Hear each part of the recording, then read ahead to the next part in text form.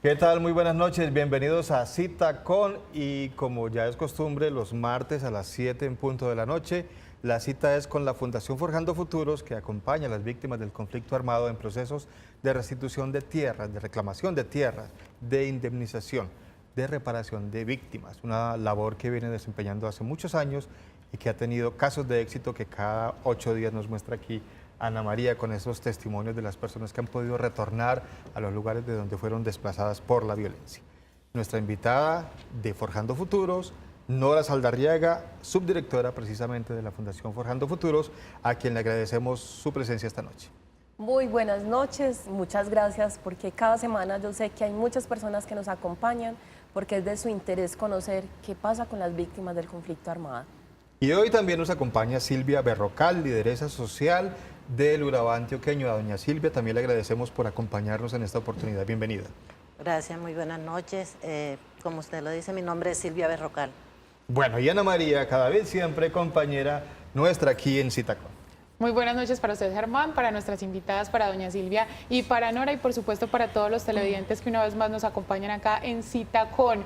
Hoy vamos a hablar de La Chinita. Mucha gente conoce este barrio, el barrio obrero, cuya sucedió una masacre hace ya 25 años, que vamos a hablar precisamente de eso. Doña Silvia, además de ser lideresa del Urabá antioqueño, también es víctima del conflicto armado, porque allí perdió a uno de sus hijos, una situación bastante dolorosa, pero que ha impulsado a doña Silvia a trabajar por esa tierra, a trabajar por las víctimas, y por supuesto nos va a contar qué ha pasado después de tanto tiempo. Pero comencemos, Ana María y televidentes, hablando un poquito de La Chinita. ¿Qué es La Chinita hoy y qué fue lo que pasó hace 25 años?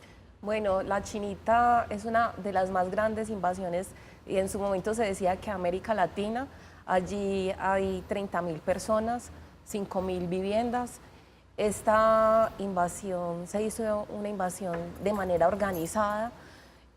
Todas las personas que trabajaban en ese entonces en el sector bananero, en las fincas bananeras, pues viven en unas condiciones muy difíciles y tuvieron que desplazarse de esas fincas hacia los cascos urbanos, y pues no tenían dónde estar, dónde asentarse, y deciden tomarse una finca que era de propiedad del señor Guillermo Gaviria, ya fallecido, el papá de la ex senadora Sofía Gaviria, y allí se asientan, del exalcalde de Medellín, allí se asientan estas familias, estas 5.000 familias, y pues empiezan a conformar lo que se llamó en su momento La Chinita, el barrio La Chinita, porque esa finca se llamaba La Chinita y por eso inicialmente el barrio se llama así. Posteriormente se hace la legalización del barrio. Este predio se le compra a la familia Gaviria por un valor de 4.000 millones de pesos, y se empieza a hacer el proceso de legalización y formalización de estos predios que hoy pertenecen a estas 5.000 familias, sí, que están asentadas en este territorio. Entonces ese es como el contexto general, muy rápido, pero yo creo que aquí vamos a poder ir conversando con Silvia, que hace parte de esas familias que llegaron ahí al barrio obrero y que tienen toda esa historia y toda esa memoria histórica de lo que ha pasado allí. ¿Cómo llegaron, doña Silvia, ustedes allí al barrio obrero, a La Chinita, como también se le llama, y qué fue lo que sucedió hace 25 años? Bueno, nosotros el 23 de enero del 94 fue que sucedió la masacre, pero nosotros ya llegamos ahí en el 92. El 8 de febrero de 1992 decidimos tomarnos esas tierras después que los recién desmovilizados del EPL, entonces como había la necesidad, ellos dijeron, bueno, vamos a invadir esto, pero con el objetivo de comprar. Nunca estuvimos de cogernos las tierras ni nada, sino de comprar. Y ahí pues nos tomamos las tierras el 8 de febrero del 92 a las 8 de la noche, me acuerdo que fue un jueves, ahí estuve yo, cada uno armó su ranchito. Su cambuche. Sí, su cambuche, y ahí estuvimos, pues hasta hoy estamos allá. De hecho ya pagamos las tierras, el municipio fue garante para eso y pagamos las tierras. Ya hay gente que todo está legal en estos momentos. ¿por qué deciden, doña Silvia, ustedes llegar precisamente a esa finca de La Chinita y llamarlo de esa manera? Porque se han tenido algunos inconvenientes incluso con la Fundación Forjando Futuros al hablar de la palabra invasión. Ustedes se tomaron esas tierras, ¿por qué motivo? Bueno, por la necesidad. Lo que pasa es que nosotros vivíamos en las fincas bananeras, ya nos estaban sacando de la finca porque iban a sembrar bananos, ya los campamentos, ya estorbábamos ahí, como se dice. Entonces nos veníamos para el pueblo a alquilar piezas donde una familia de 6 o 7 personas, entonces no podíamos vivir en una piececita, entonces había hacinamiento ya en el municipio de Apartadó. Entonces tomamos la decisión de tomarnos esas tierras para nosotros. Teníamos la necesidad de una casa, de un lote para vivir. Entonces por eso tomamos esa decisión. Doña Silvia, hablemos un poquito de esa violencia que tuvieron que sufrir ustedes. 35 personas muertas a manos de las FARC en ese momento. ¿Qué fue lo que pasó? ¿Por qué llegó esta gente ahí y por qué esta masacre? Bueno, nosotros estábamos ahí desde que llegamos, pues comenzó las amenazas. A nosotros nos decían que nos saliéramos de ahí porque nos iban a asesinar, porque iban que alistáramos 2.000 ataúdes. Bueno, eso fue mucha amenaza psicológica que manteníamos con miedo nosotros ahí, pero ahí estábamos en la finca, porque ahí estábamos en esa tierra porque teníamos la necesidad de la vivienda. Efectivamente, el 23 de enero del 94 cumplieron la amenaza a la FARC, donde asesinaron 35 personas y quedaron 17 personas heridas, donde de esas 35 cayó mi hijo de 16 años de edad, porque precisamente estaba en esa actividad que hicieron. Eso fue una verbena que hicieron en el bloque 3 del barrio obrero, en la casa de doña Rufina. Entonces, pues había mucha gente ahí en la verbena. Y llegaron a FARC discriminadamente, disparando, y asesinaron a 35 y dejando 17 heridos. Muy bien, vamos a seguir hablando sobre lo que es hoy ese barrio obrero La Chinita, porque esta historia de lo que pasó hace 25 años había que recordarla, para que la gente sepa qué fue lo que realmente pasó allí. Estamos hablando de 35 víctimas, 17 heridos, y las víctimas indirectas que dejan incursiones de grupos armados ilegales como las FARC. Lo haremos después de la pausa, ya regresamos.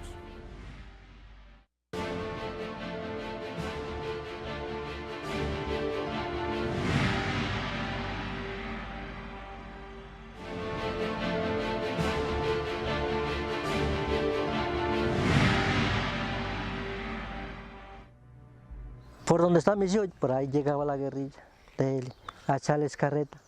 Venga, vámonos, vámonos. Entonces, yo un día le dije a mi esposa, me voy para Medellín. Yo tenía 60.000 pesos, no tenía más nada. Ni ropa, así que salí y me fui. Hace por ahí unos 8 meses que empezaron la casa. Ya la casa está terminada del todo. Y en este momentico tengo 12.000 palitos de café. Muy bueno, gracias a Dios. Y eso me está dando la vida. Y por eso les doy muchas gracias a Forjando Futuro. Gracias a los otros países que le están ayudando a Colombia con los desplazados. Muchas gracias a ellos. Yo me demoré 13 años para volver a la finca. A los 13 años que ya volví, bueno, ya empecé a trabajar, bueno, ya vivo muy bien, gracias a Dios. Pues plata no tengo, pero sí tengo ánimos de trabajar. Estoy muy viejita, pero tengo ánimos de trabajar. De verdad que sí.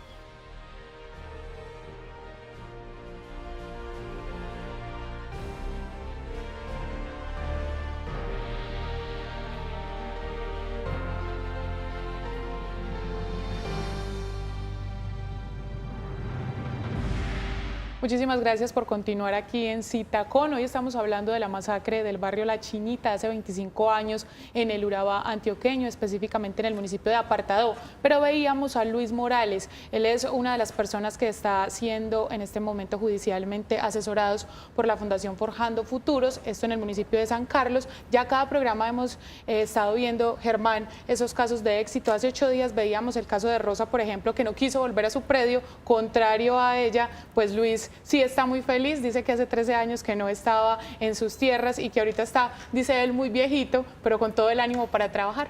Mire, 13 años, me llamó la atención de lo que decía esta persona, Luis, 13 años después volví a mi finca. Estoy muy viejito, no tengo plata, pero sí muchos ánimos. Ánimo es lo que necesita la gente Claro. después de que logre retornar de donde fueron sacados por la fuerza. Ánimo de volver a trabajar esa tierra que tuvieron que abandonar por muchos años. Y sabemos que eso es una gran alegría para unas personas a pesar de la tragedia que han vivido, y lo reflejaba precisamente don Luis en ese testimonio que nos daba. Y en su rostro, además. Claro que sí, se le veía muy contento. Sigamos hablando, Ana María, del caso de la Chinita. Estamos hablando entonces, como lo decíamos, del barrio La Chinita, de esa masacre que sucedió hace 25 años, el 23 de enero. Doña Silvia nos contaba ya un poco de contexto de cómo llegan allá y cómo sucede este hecho, como bien lo decíamos, hace 25 años. Pero ustedes, ¿cómo han venido siendo acompañados, doña Silvia, por parte de la institucionalidad? Sabemos que hace aproximadamente 3 años, en el 2016, en septiembre, estuvieron las FARC, la misma Fundación Forjando Futuros estuvo acompañando este acto de perdón. ¿Qué ha sucedido? Bueno, nosotros hemos estado ahí, somos sujetos ahora en estos momentos, somos sujetos de reparación colectiva. Nos han estado acompañando desde la Unidad para las Víctimas, pero no es lo efectivo que el acompañamiento que nos han hecho, sino que ellos, pues con los tejedores, con eso, trabajan la parte emocional con nosotros, pero sentimos que todavía la cosa no está bien, porque nosotros hicimos, como somos sujetos de reparación colectiva, hicimos unas peticiones donde dijimos que queríamos que se hicieran unas actividades allá, y las han ido haciendo, pero muy lentamente, y ya quieren cerrar ese caso. Entonces nosotros no estamos conformes con eso. También fuimos a La Habana, donde estuvimos hablando con la guerrilla de la FARC y el gobierno nacional, donde ellos nos dijeron, bueno, van a ver, nosotros les exigimos a ellos que nos dijeran la verdad, porque para nosotros es muy importante saber la verdad, saber qué fue lo que pasó ese día, por qué fue, quién mandó, quién, todo, queremos saber la verdad. Todavía hasta este momento pues no nos han dicho la verdad. Precisamente ahorita me llamó una señora de la guerrilla de la FARC, me dijo que para el 13 de abril ya nos van a decir la verdad, ya nos van a decir qué fue lo que sucedió, cómo fue, quién lo hizo, las personas. Entonces estamos contentas, pues yo al menos me siento contenta de saber qué fue lo que pasó con nuestros familiares, por qué lo hicieron, qué los motivó a asesinar 35 personas y a dejar 17 personas heridas. Entonces, Nora, como lo dice doña Silvia, a veces más que reparación económica y tierras y todo esto, lo que la gente busca cuando ha sido víctima del conflicto armado en nuestro país es que se sepa la verdad. ¿Por qué hicieron esto? O hay personas que tienen familiares desaparecidos que nunca volvieron a tener rastros de ellos, que se sepa dónde están. La verdad es muy importante en estos procesos. Sí, claro. Después de que sucede un hecho trágico como estos, siempre hay demasiada especulación. Entonces los asesinaron porque pertenecían a un grupo, o los asesinaron porque eran delincuentes, o los asesinaron porque no estaban cumpliendo con las normas. O sea, siempre hay un manto de especulaciones que no permite que se conozca la realidad. Hoy las familias que fueron víctimas de esta masacre quieren conocer qué fue lo que pasó, qué determinó, qué fue el asunto principal para que se diera esta orden y que las FARC hiciera esta masacre en el territorio. Pero yo, más allá de eso, también quería insistir que lo que hemos venido haciendo durante estos últimos programas. Hemos hablado mucho de la paz, y que se entienda que la paz no es de derecha o de izquierda, que la paz tiene que ser un concepto y una vivencia personal de todos los colombianos, que esta guerra que le tocó vivir a Silvia de manera directa, donde le asesinaron a su hijo de 16 años, la vivieron miles de víctimas, que esas cifras que dimos en el programa pasado, que dijimos que el 80% de la población en el Urabá antioqueño fue víctima de la guerra, nos tiene que llevar a pensar de que la guerra no es buena, de que la guerra siempre causa dolor, de que la guerra siempre causa empobrecimiento en las familias, de que la guerra siempre causa una tragedia mayor para las personas que son pobres y están en los territorios. Entonces, que hoy ese mensaje que están transmitiendo de que la guerra es buena y que la paz no puede seguir adelante y que la gente no puede seguir adelante, se tiene que acabar en nuestro pensamiento. Hay que apoyar la paz en este país. La guerra siempre será una tragedia para cualquier pueblo, para cualquier país, para cualquier nación. Jamás, jamás, bueno, habrá algunos que se beneficien de la guerra, por eso sabemos que hay gente que quiere que eso pase, pero para el resto de la población es una tragedia, como lo decía Nora hace un segundo. Vamos, Ana María, a hacer A una una nueva pausa. y ya regresamos acá en Cita Con.